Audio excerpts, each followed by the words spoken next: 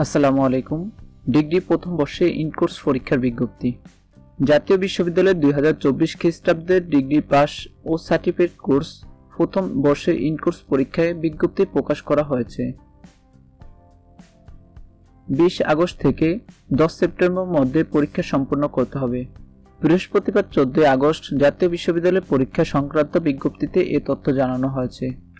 বিজ্ঞপ্তিতে বলা হয়েছে, ইনকোর্স পরীক্ষায় গ্রহণ ও ক্লাসে উপস্থিতি মূল্যায়ন সংক্রান্ত নির্দেশিকা আলোকে 2024 খ্রিস্টাব্দের ডিগ্রি পাস ও সার্টিফিকেট কোর্স প্রথম বর্ষের দ্বিতীয় ইনকোর্স পরীক্ষা 20 আগস্ট থেকে 10 সেপ্টেম্বর মধ্যে সম্পন্ন করতে হবে। নিয়মিত শিক্ষার্থীদের ইনকোর্স পরীক্ষার নম্বর 15% ও ক্লাসে উপস্থিতির জন্য 5% মধ্যে মূল্যায়ন করতে হবে।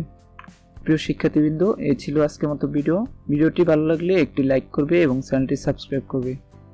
পরবর্তী কোন বিষয়ে ভিডিও পেতে চাও সে বিষয়ে কমেন্ট করবে। ধন্যবাদ সবাইকে। আসসালামু আলাইকুম।